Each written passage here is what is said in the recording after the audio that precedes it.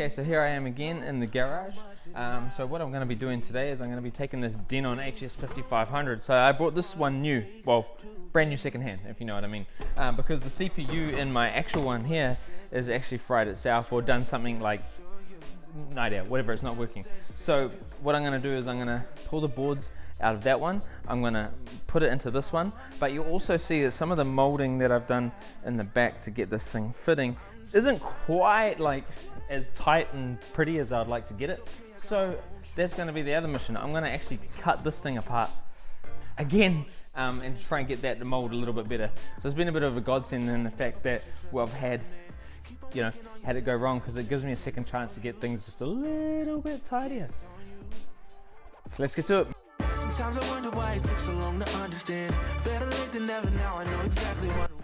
Bet. So what are we going to do? So I've just pulled apart the new one that I bought, and I'm very happy to announce that this thing is like way cleaner and way tidier than the last one I had.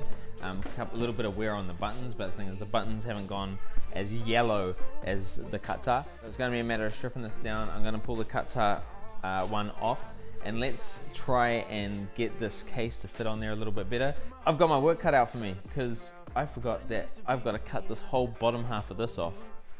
So let's go, man. Let's just get into it. There's nothing wrong with a bit of hard work.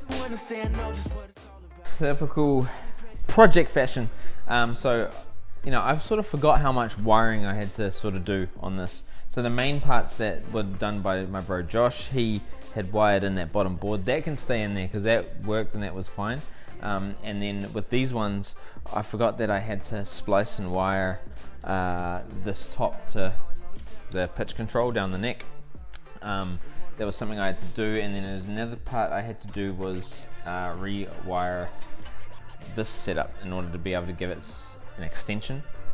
I forgot I had done that, and I could probably use this top board still and then sort of cheat my way around it, but it's like, why? It's like I've got this one that's obviously in much better condition, so I might as well use that one. The screen looks like it's like super fresh.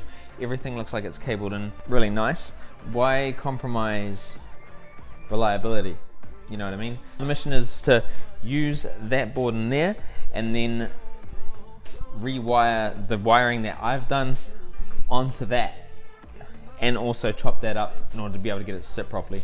So I'm going to get the pen and paper out and start labeling everything, because we've got to make sure everything's labeled correctly, because if it's not labeled correctly then it's not going to work properly. So yeah, it's going to be worth it. It's going to be worth it, right?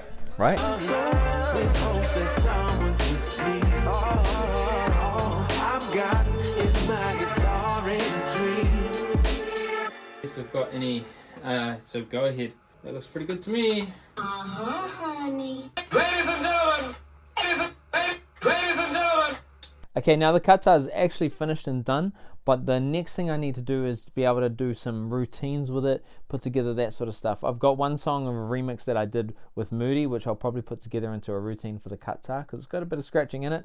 On top of that, first things first, I need to get this thing dressed up, making it look real pretty and really tidy. At the moment, it's got a little bit of filler and all that sort of jazz.